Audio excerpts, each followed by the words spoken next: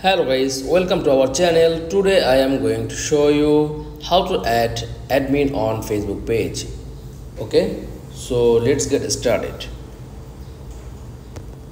Then first of all click on Facebook app.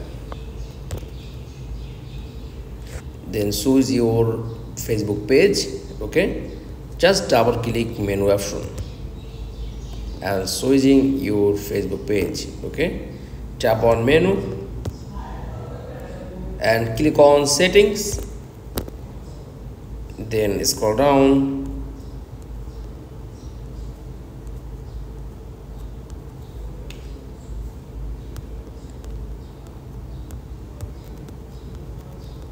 okay, tap on access and control, okay, then back,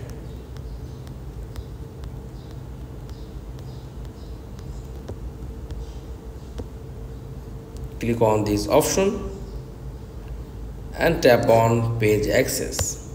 Just click and click on add people and to add admin on Facebook page. That's all.